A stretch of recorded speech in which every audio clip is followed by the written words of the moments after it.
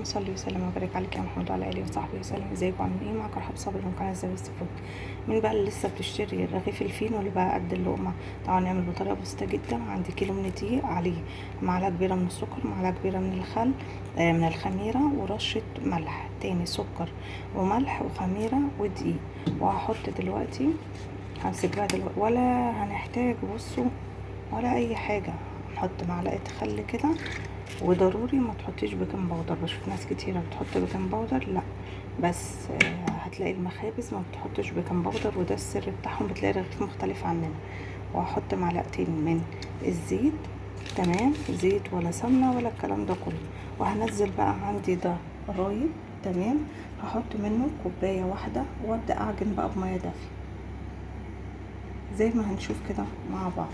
تقدري تلمي العجينه بحليب، بس انا خلاص يعني انا هحط رايب كفايه قوي.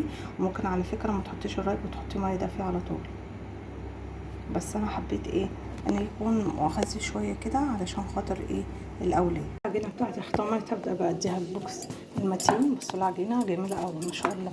وهبدا بقى دلوقتي ان انا اعملها على كور صغيره. معايا الكميه دي حاولي تخليهم قد بعض، بنحاول يعني.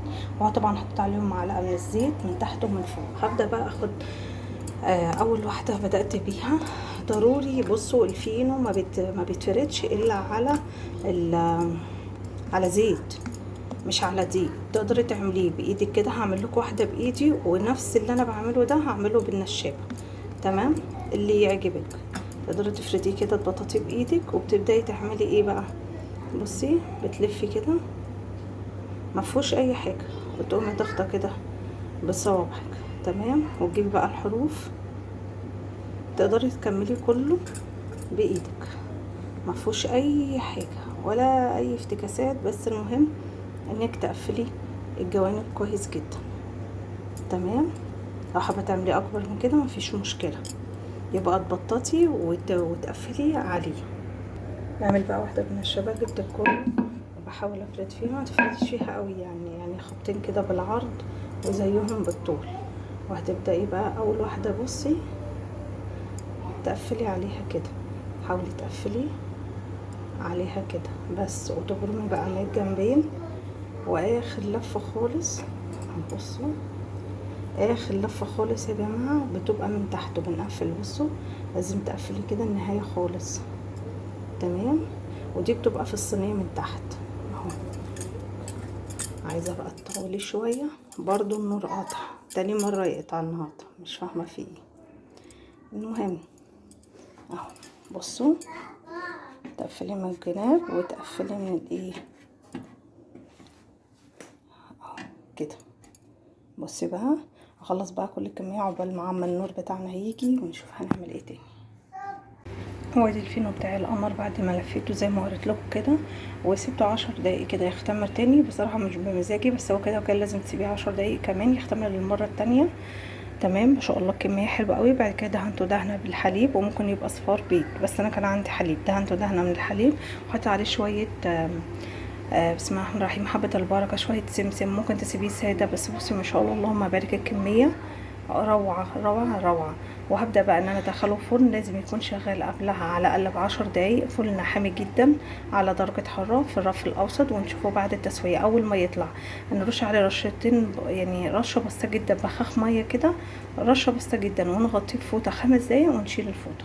بقى الجمال اللهم بارك يا رب اللهم بارك. بس انا بقى بصوا ما تغلطوش الغلطه اللي انا غلطتها، انا يعني مش غلطه كبيره قوي، بس اللي هو يعني حطوا مثلا نص كيلو في صاج ونص كيلو في صاج تاني. انا بس حطيت كله في صاج واحد على اساس قلت ايه ان ما شاء الله الصاج عندي 30 في 40 كبير، بس لا ادوله مساحه يبقى احسن يعني، رغم ان اللي ايه الرغيف على الصوت. تعالوا كده نشوف واحد.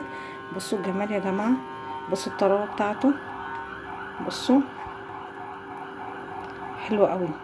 بس انا فتحت لكم واحد، خلي بالكم ده بعد ما برد وبعد ما عدى عليه حوالي 5 6 7 ساعات كمان، تمام.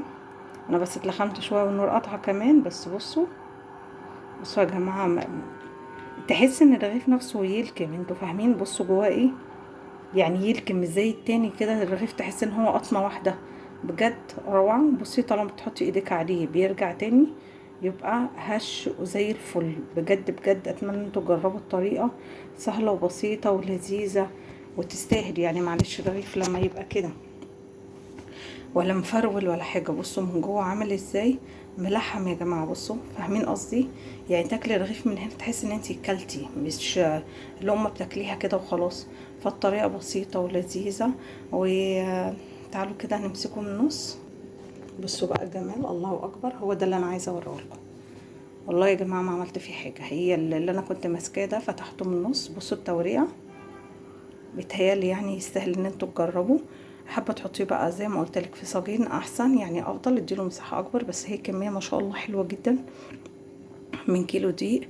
والتوريقه القمر دي، بصوا التفريعه، والله ما قادره اقول لكم طعمه عامل ازاي، مختلف تماما يا جماعه. ده ملحم كده، تحس انه قريب من الباتيه، مختلف تماما عن اللي احنا بنجيبه من بره. بصوا الجمال، بصوا اللي احنا بنجيبه من بره ده لقمه وما بيشبعش، ويقولوا لك جعانين يعني، ولا كانك اديتيهم سندوتشات، ملوش لازمه بصراحه. انما ده ما شاء الله اللهم بارك يا رب. بصوا حاجه كده وهميه. اتمنى ان انتوا تجربوا الطريقه، سهله وبسيطه. وعجبكم الفيديو ما تنسوش تشتركوا في القناه وتفعلوا زر الجرس. كانت معاكم رحاب صابر من قناه زبيب. شكرا والسلام عليكم ورحمه الله وبركاته. باي باي.